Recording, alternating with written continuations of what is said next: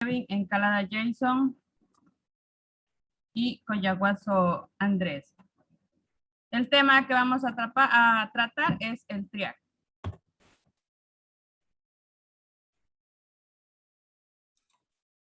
Bueno, ingeniera, compañeras, buenas noches. Mi nombre es Andrés Coyaguazo. Yo voy a indicar un poco sobre lo que es la construcción del triac. Sí.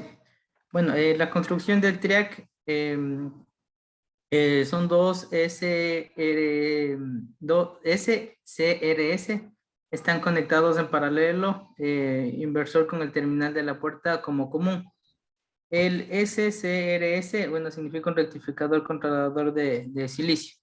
Ya. Los terminales de la puerta están conectados tanto a las regiones N como P, debido a que la señal de la puerta puede ser aplicada independientemente de la polaridad de la señal. Aquí no tenemos ánodo y cátodo, ya que funciona para ambas polaridades, lo que significa que el dispositivo es bilateral, consta de 3 terminales, a saber el terminal principal 1MT1, terminal principal 2MT2 y la terminal de la puerta G. ¿Sí? En la figura, bueno, podemos mostrar la construcción de un triac. Hay 2 terminales principales, a saber MT1 y MT2, y el terminal restante es el terminal de la compuerta. Ahí, como pueden ver en la imagen, ahí en la parte superior consta el MT2 y en la parte inferior constaría el MT1. ¿Sí? Y las 6 capas, bueno, que estaríamos constando ahí en la imagen, bueno, sería la parte del N4, P1, N1, P2, N3 y N2. Sí. La estructura contiene 6 capas, aunque funciona siempre como un transistor de 4 capas. En sentido MT2, MT1 conduce a través de P1, N1, P2, N2, y en sentido MT1, MT2 a través de un P2, N1, P1, N4. La capa N3 facilita el disparo con intensidad de puerta negativa. La aplicación de la estructura lo hace más delicado como un tristor y capacidad para soportar sobreintensidades. Se fabrican para intensidades de algunos amperios hasta de unos 200 amperios eficaces y desde 400 a 1000 voltios de tensión de pico repetitivo. Los triacs son fabricados para funcionar a frecuencias bajas. Los fabricados para trabajar a frecuencias medias son denominados alternistores. Generalmente se utilizan los TRIC para aplicaciones de baja potencia y vienen encapsulados típicos. Sí, y ahí podemos observar un ejemplo de lo que podría ser un TM2 de 220. Sí, ahí prácticamente en la imagen se puede evidenciar que el triac tiene tres terminales. Como pueden visualizar en la imagen del lado izquierdo, ¿sí? Donde que el A1 estaría representando el ánodo, el A2 estaría representando el ánodo 2 y el G la compuerta. ¿Sí? Esas serían las conexiones del triac. Y las dimensiones, las que podemos encontrar. A continuación, mi compañero. Bien, en las formas de disparo dice que el disparo del triac se realiza aplicando una corriente en la pantallita de la puerta, el pulso de la corriente de la puerta. Entonces, como miramos en la parte de la imagen de aquí, no sé si se mira mi cursor, donde dice BMT2, MT1. Entonces, miramos cómo se ocasiona el tipo de disparo una vez accionado el pulso, ¿no? Entonces, en la parte de acá nos coge de 0 a 120 grados. Igual acá de 0 es igual a 30 grados. El modo de disparo dice que el triac puede ser disparado independientemente de la polarización de la puerta. Es decir, mediante una corriente de la puerta positiva a la negativa. El triac puede ser disparado en cualquiera de las dos cuadrantes. Mediante la aplicación de los terminales de la puerta G y MT1 de los impulsos positivos o negativos, como estamos viendo en la parte de aquí de la imagen. Los disparos de los dispositivos de la conmutación del triac, podemos mirar que no es como una onda normal, ¿no? Sino que viene así como recto, hace como una curva, otra vez viene recto, hace otra curva. En la parte de acá abajo podemos mirar que es como que se quiere formar una espina de pez, hace recta, baja para abajo y va recta. Entonces, hemos implementado un pequeño circuito en Proteus, el que miramos aquí, donde usamos un pulsador, una resistencia, un MC3031M, una resistencia de 220, un triac, una lámpara y un alternador. Y la señal más o menos nos quedaría así. Una vez observado del osciloscopio. Y un circuito mayormente implementado, pues es este de aquí, ¿no? Donde usamos un potenciómetro, un diodo Zener, un UJB y un condensador, unas resistencias y un L202, L8. Igual, la resistencia nos va a variar. Entonces, aquí les voy a compartir un Proteus. ¿Sí se mira? Las diapositivas, vemos. Ah, ¿no está viendo el Proteus? No. Ya. ¿Ahí? Ahí sí. Ya, entonces, como les decía, entonces aquí usamos un pulsador, una resistencia, un MOC 3021, otra resistencia, un TXD, o sea, vendría a ser un TEC, una luminaria, un alternador, y aquí miramos el osciloscopio. Entonces le damos a accionar, ponemos la partita acá, y esperamos. Aquí nos salen las líneas normales, ¿no? Que tienen que salir. Pero si jugamos con esta parte de aquí, podemos revisar el tipo de señal, ¿no? O sea, que nunca va a ser una señal normal, ¿no? Una onda normal, sino que los tipos de picos siempre va a estar variando. Ya, ahí, Jessica, póngale en el osciloscopio para explicar, es algo que se me ha pasado por alto explicarlo. Cuando nosotros ponemos ahí en la posición, ajustamos ese canal de posición AC, DC, GND. Si nosotros tenemos una señal puramente en corriente alterna, una señal en AC pura, vamos a poderla visualizar en AC. Pero en este caso usted ya tiene una con componentes en directa, ¿no? Sabemos que componentes directa es que ya no es igualita arriba y abajo, ¿verdad? Entonces, para poder visualizar la imagen correcta de la gráfica que usted está generando, tiene que ponerle en DC, ¿sí? Siempre en DC. Esa sería nuestra aplicación, ¿sí? Sí. Entonces, ahí se podría observar los tipos de pico que se puede divisar, ¿no? O sea, sube, baja, o sea, nunca va a ser como constante, como si le dejáramos en AC, como cuando miramos lo que son los rectificadores de onda, ¿no? Sino que van a tener sus ciertos picos, sus planos. Por ejemplo, ahorita estamos en plano, ¿no? Si le movemos, tenemos un pico, ¿no? Entonces, eso. Bueno, ya explico. Ok, continúen. Ya, entonces, eso. Mi compañero, por favor. Buenas noches, ingeniera. Buenas noches, compañeros. Señales equivalentes con cargas de amperaje. Ya, como sabemos, el TRIA es más para es un triodo para corriente alterna. Nos va a servir es más utilizado para este tipo. Es pocas veces utilizado en corriente directa. Su nombre proviene del triodo que, como ya dije, triodo para corriente alterna. Ya, aquí son como dos tristores, dos SRS antiparalelo, que consta con una puerta gate y terminal 2, terminal 1, que también son conocidos como ánodo 2 y ánodo 1. Continuación. Ya, ¿qué pasa aquí cuando tienes tres pastillas? Tiene patillas. La puerta gate es por donde va a entrar la señal para hacer de provenir a el circuito. La puerta gate es la que va a dar la señal para ir por el ánodo 2 o el ánodo 1, sino del ánodo 1 al ánodo 2. Ya. Este es el circuito, espere, este es el circuito presente ahí.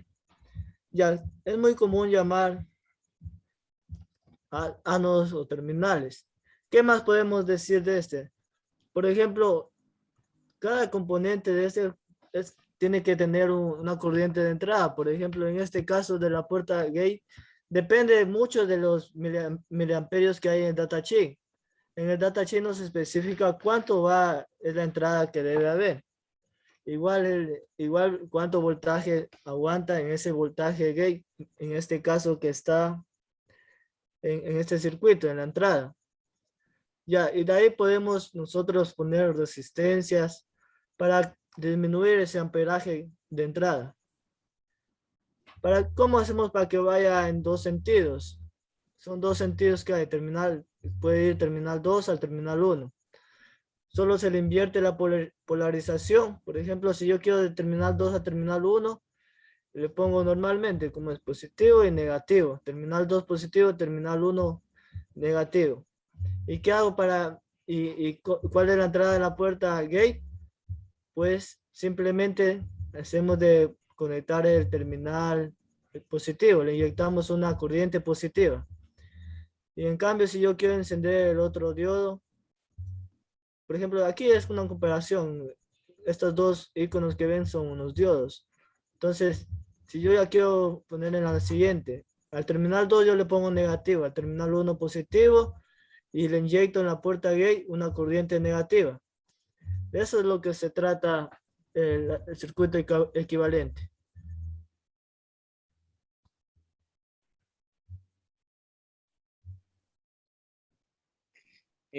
Bueno, muy buenas noches, compañeros e ingeniera presente. Yo les voy a explicar sobre las principales aplicaciones del TRIA. Continúen, por favor, compañero. Ya.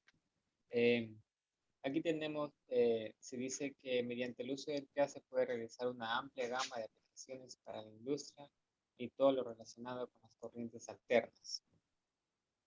Como ya lo explicaron los compañeros, aquí tenemos el símbolo del TRIA, un ánodo 1, el ánodo 2 y la compuerta gate. Continúa, por favor, compañera. Dentro de los TRIA son múltiples los usos para este tipo de dispositivo. Entre la primera tenemos los reguladores de luz. Estos son usados para controlar el flujo de corriente promedio de una carga. Para los controles de velocidad de un ventilador eléctrico, estos se utilizan esencialmente para variar la velocidad del ventilador. Aquí tenemos un ejemplo que es de la intensidad de luz. Para el ventilador podemos utilizar los mismos componentes. Un potenciómetro, un diaz, un triap, un capacitor y podemos con este pequeño circuito variar la velocidad de un ventilador. Para los controles de baja potencia, en este tipo de aplicación no varía mucho porque los motores trabajan para, bueno, para los pequeños son corriente continua y para los trias trabajan para corrientes alternas. Entonces no incumbe mucho en los motores de baja potencia. Para los controles de pequeños electrodomésticos, también se utilizan para disminuir la corriente de dichos dispositivos electrónicos, ya sean como congeladores, en otros tipos de electrodomésticos. Para el control de temperatura, para esta aplicación se puede hacer un ejemplo de una incubadora de un neonato. Se puede medir la temperatura mediante un sensor LM335. Este sensor me lee la temperatura e inmediatamente me acciona o me da un aviso al TRIAF de que hay una alta temperatura en esa incubadora. Entonces el TRIAF inmediatamente reduce la corriente. Para los controles de iluminación, estos se pueden utilizar en las lámparas incandescentes de alta potencia. Para los controles de nivel de líquido, igualmente se podría utilizar un sensor para verificar el llenado de dicho tanque, de un caldero, del agua, en otros ejemplos. Para los interruptores estáticos, estos son usados para controlar la alimentación de equipos electrónicos sensibles. Entre ellos pueden ser los televisores, las calculadoras, los teléfonos, entre otros. Continúa, por favor, compañero. Por último, tenemos las ventajas del triap. Esto se puede operar y conmutar los dos medios ciclos de una forma de corriente alterna. Necesita un disipador de calor tamaño ligeramente mayor para ahorrar espacio y aplicaciones de alimentación de corriente alterna. El triap puede utilizar sin un diodo también. Dentro de las desventajas, se puede estar de muy bajo costo. Se requiere de una consideración cuidadosa al seleccionar un circuito de activación de compuerta, ya que un triad puede activarse en directa y condiciones de polarización en inversa. Es decir, funcionan en ambos sentidos. Son de frecuencias de conmutación muy pequeñas y los triads son menos confiables que los tristores. Gracias. Bueno, Inge, eso es de nuestra parte, de nuestro grupo. Muchas gracias. Si de pronto tienen alguna pregunta, alguna cosa, estamos aquí. Bueno, muy bien, gracias chicos. Bueno, bastante bien, ¿no?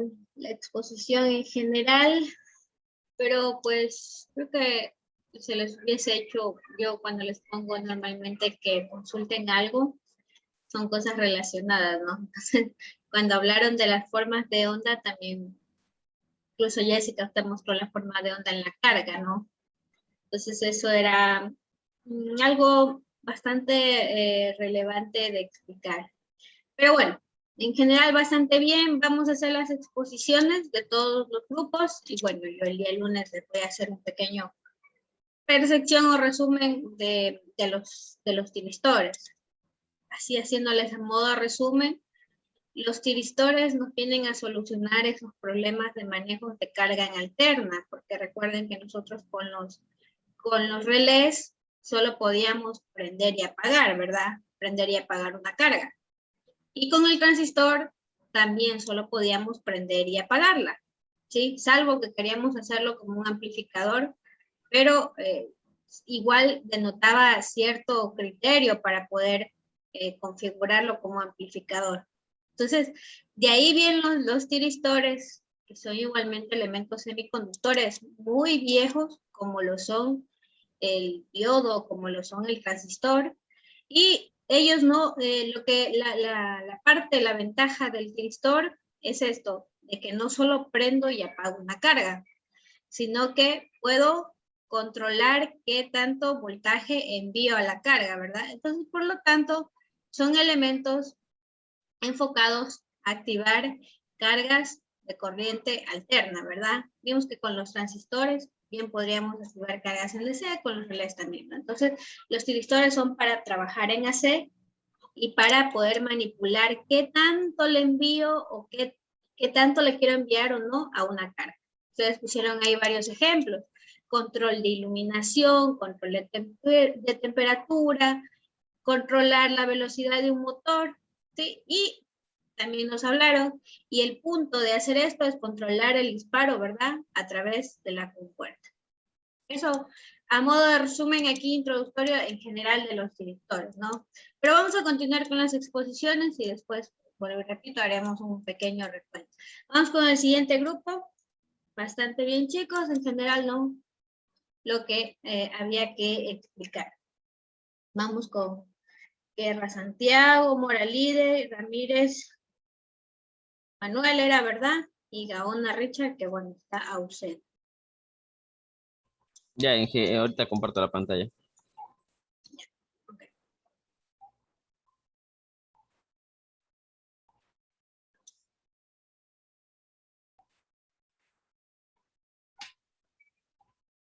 Okay. Listo, Inge. Buenas noches con todos compañeros presentes y ingeniera presente.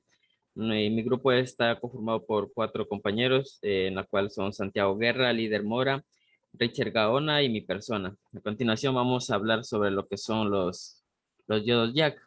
En una parte introductoria sobre esto, podemos decir que sus siglas jack hacen referencia a diodos de corriente alterna. Eso es lo que concierne a sus siglas, ¿no?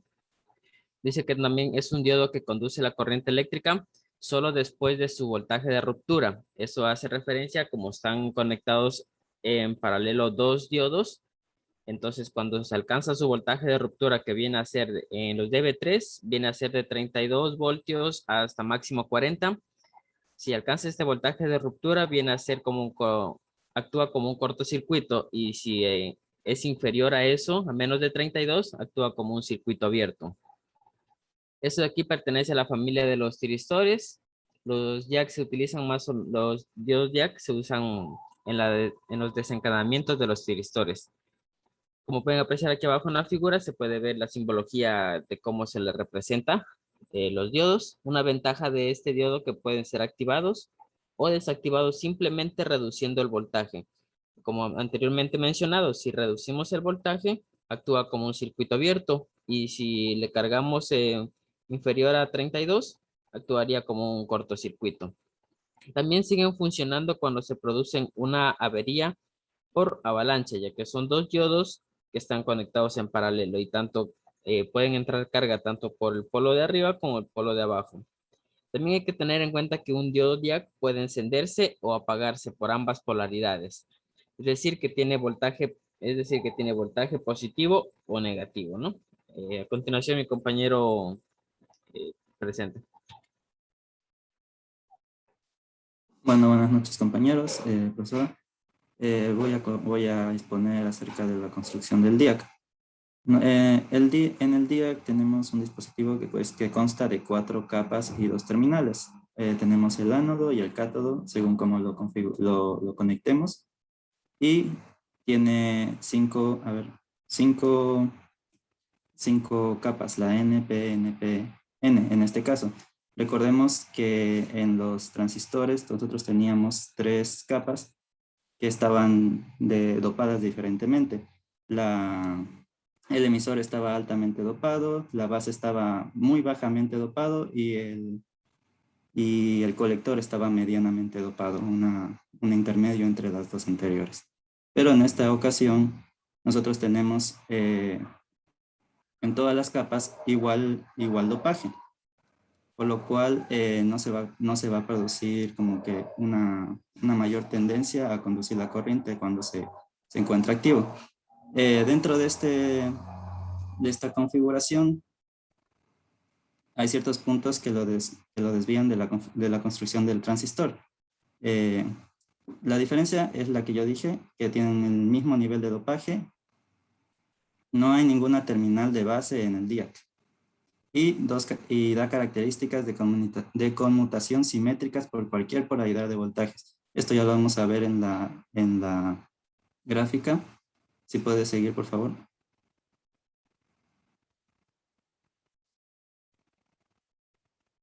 Ya, como habíamos visto en el tiristor que antes habían expuesto los compañeros, el DIAC también es una de las familias de lostiristores.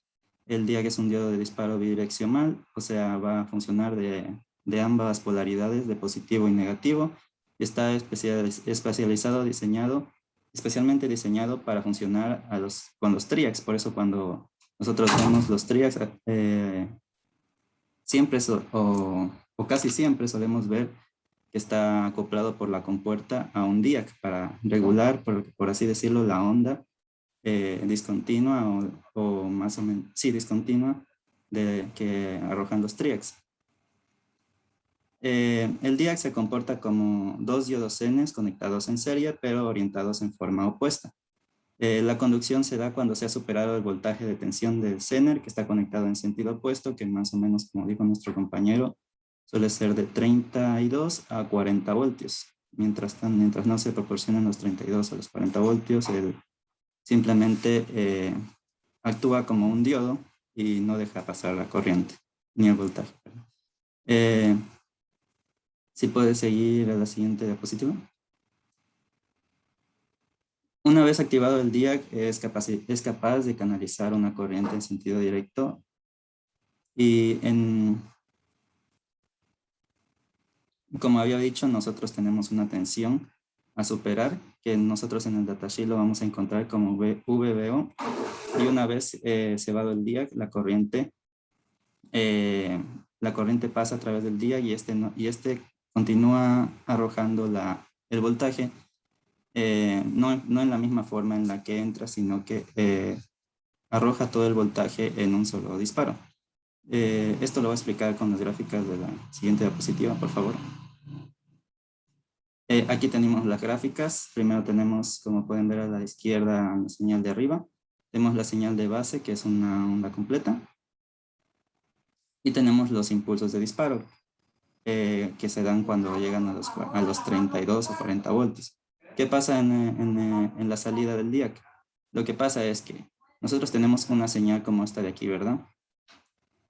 En esta parte de aquí nosotros podemos ver que se dispara el DIAC, porque en este punto de aquí, en esta parte de la gráfica, no sé si pueden ver, toda esta línea de aquí es la misma línea para las 4 gráficas.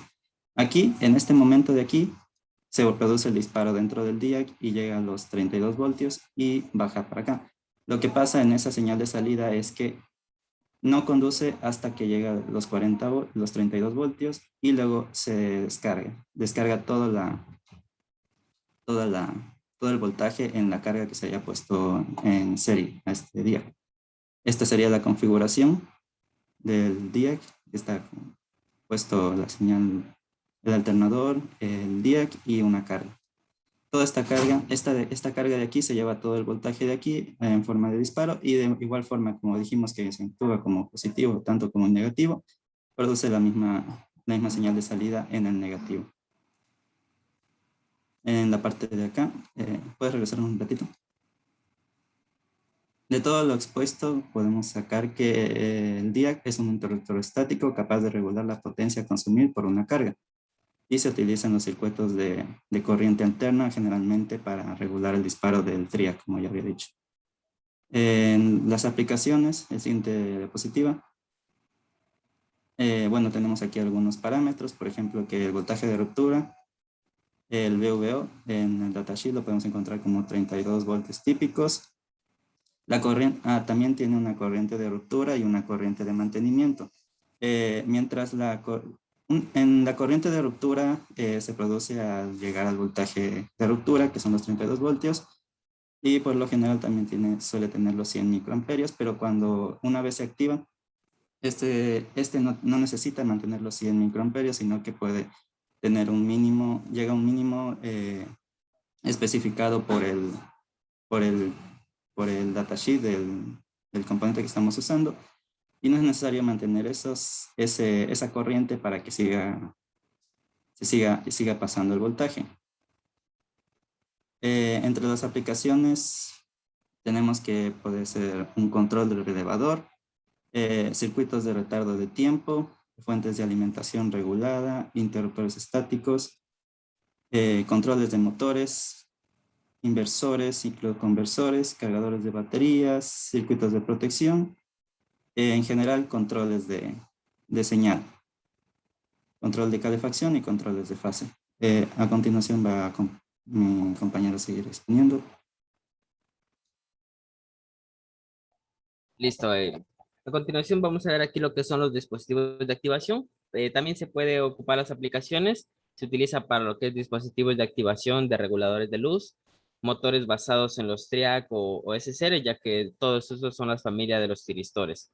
Entonces, como antes mencionado, estos dispositivos se disparan a 32 voltios para un circuito oscilador. En esta gráfica podemos ver que los jacks se pueden presentar en los DB3, DB4 y los SM-DB3.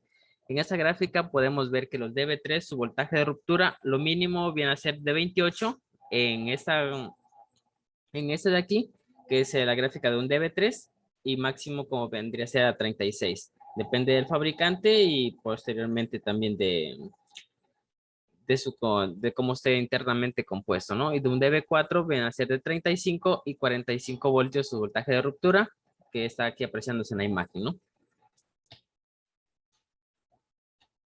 En conclusión, podemos decir que con todo lo mencionado anteriormente, decimos que es un tipo de tiristor que se puede conducir en dobles sentidos, ya que están polarizados en directa. Entonces, es un dispositivo de dos terminales que funciona básicamente como los diodos Schottky, ¿no? Que conducen en sentidos opuestos. En una construcción básica y el símbolo del diac, la curva del funcionamiento, refleja claramente el comportamiento del diac. A continuación veremos lo que es un Proteus, su onda mediante un osciloscopio, ¿no? Que funciona como los diodos Schottky, tanto en polarizaciones directas como inversa, ¿no? Cualquier que sea la polarización del dispositivo, para que cese la conducción, hay que hacer de disminuir la corriente por debajo de la corriente que viene de prefábrica. Y a continuación vamos a ver lo que es la simulación en Proteus para poder entenderlo un poco mejor.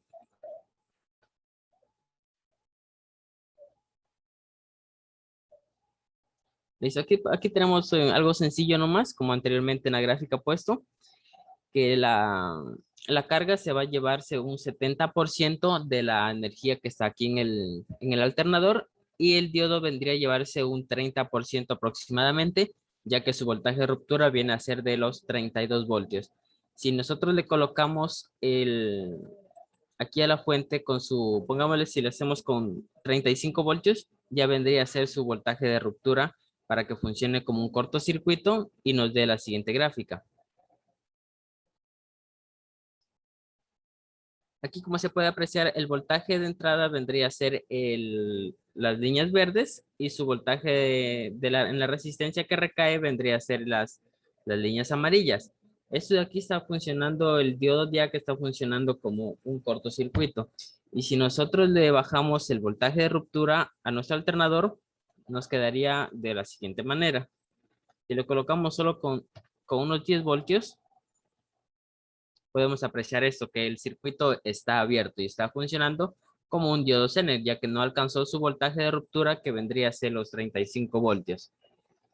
Y eso sería todo, y gracias. Ya, Manuel, gracias. Pero póngale ahí uno de 50 voltios para que le pueda apreciar mejor cómo cae en la carga. ¿En el alternador quiere que lo coloque de 50? Ajá, para verle ahí.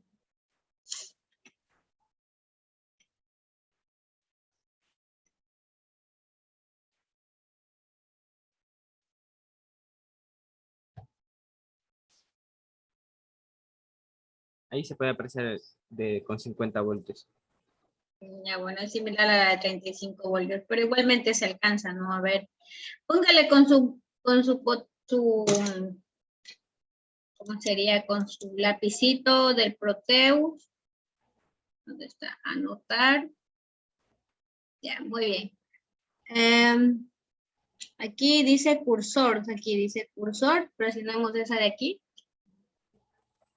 Ya, muy bien, y acercémonos justo a esa punta donde se dispara el transistor, a esa punta donde se dispara, ¿verdad? Y justo cuando me sale la cabeza de amarilla. Entonces, si le pueden...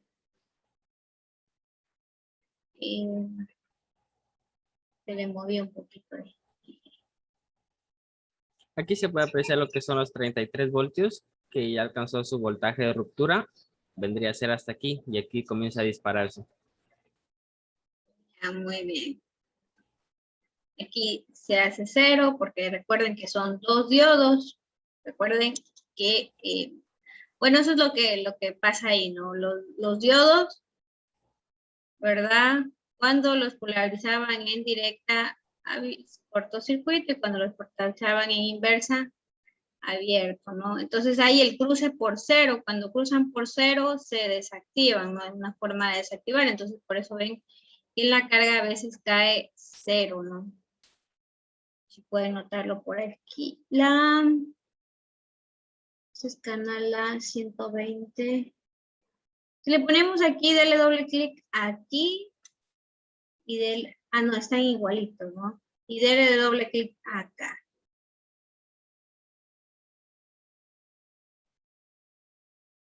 Ya, ahí las ponemos igualitas y podemos ver justo ese instante cuando cae.